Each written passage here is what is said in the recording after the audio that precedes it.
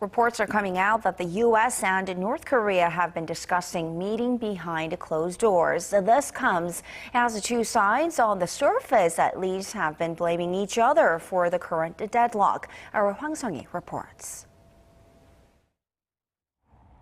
Washington began the new year imposing more sanctions on North Korea. But behind the scenes, the two longtime foes have reportedly been discussing the prospects of restarting dialogue. Citing multiple sources, the Washington Post reported Monday that U.S. Special Envoy for North Korea Policy Sung Kim proposed to meet with North Korean officials in Beijing. This ahead of his trip to Tokyo last week for a trilateral meeting with his South Korean and Japanese counterparts. The report says the North offered to send Ri Yong-ho to Beijing or suggested the U.S. diplomat visit Pyongyang for a meeting with Kye-gwan and Kang, Sok-ju, who are both more senior in the foreign ministry than Ri.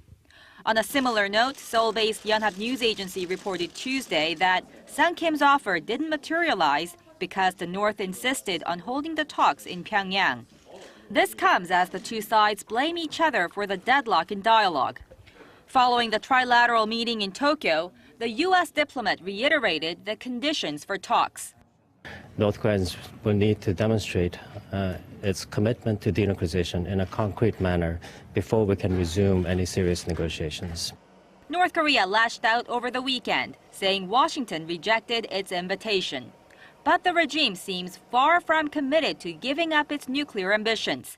Recent satellite imagery shows fresh activity at North Korea's main nuclear plant, a possible indication a reactor there was being restarted. Hwang Sung-hee, Arirang News.